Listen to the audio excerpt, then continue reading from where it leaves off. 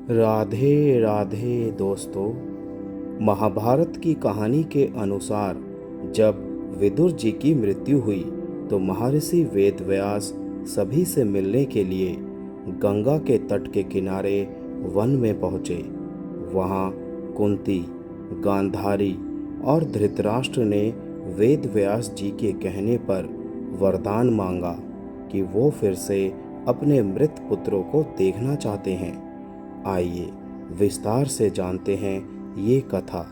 लेकिन कथा में आगे बढ़ने से पहले मेरा आप सभी से अनुरोध है, मेरे चैनल को सब्सक्राइब करके बेल आइकन को जरूर प्रेस कर दीजिएगा।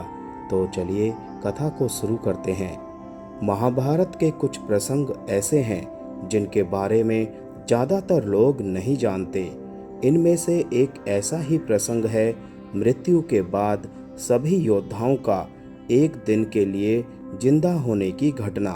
ये घटना महाभारत यानी कुरुक्षेत्र युद्ध होने के 15 साल बाद घटित हुई थी, जब महाभारत के योद्धा मरने के बाद एक दिन के लिए फिर से जिंदा हो गए थे। विदुर की मृत्यु के बाद ये घटना घटी थी।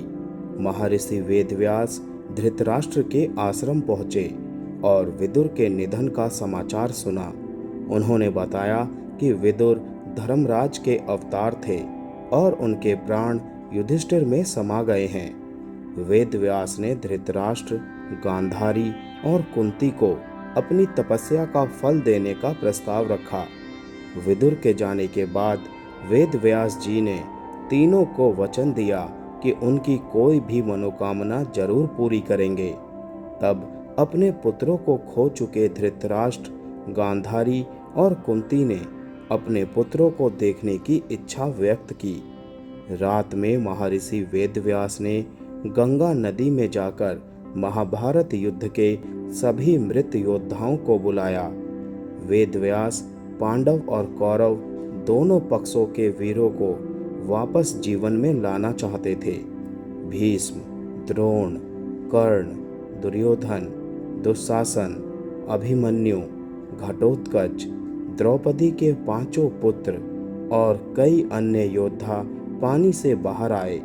इन सभी योद्धाओं के मन से अब सारा क्रोध और अहंकार मिट चुका था। सभी एक दूसरे के साथ प्रेम पूर्वक रह रहे थे। महाभारत के पुनर्जीवित हो चुके योद्धा, या यूं कहें उन योद्धाओं की आत्माएं जब धरती पर एक दिन के लिए प्रकट हुई तो उन्होंने एक दूसरे से क्षमा मांगी और सभी को नमन किया।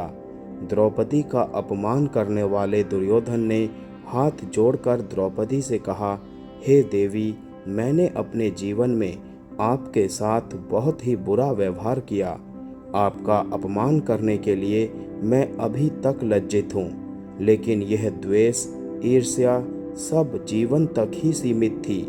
मैं जीवन के उस पार जाकर देखता हूँ तो मुझे सब कुछ व्यर्थ ही नजर आता है। जिस सिंहासन और जमीन के लिए मैं लड़ता रहा, उसका एक कण भी अपने साथ नहीं ले जा सका। मुझे क्षमा करे देवी। द्रौपदी ने क्षमा मांगने पर दुर्योधन को क्षमा कर दिया। महर्षि वेदव्यास ने धृतराष्ट्र और गांधारी को दिव्य दृष्टि दी थी, जिसके कारण एक रात के लिए वो अपने परिजनों को देखने में सक्षम हो पाए थे। इससे वे अपने मृत परिजनों को देख पाए। ये घटना कुरुक्षेत्र युद्ध के बाद की है। सभी ने अपने खोए हुए परिजनों को देखा और उन्हें शांति मिली। वे पूरी रात अपने परिजनों के साथ ही रहे। इस अद्भुत रात ने उनके दुख को कम किया। इसके बाद मृत्यु लोक के नियम के अनुसार इस दुनिया को छोड़कर जा चुके सभी योद्धा फिर से अपने परलोक में गमन कर गए। जय श्री कृष्णा।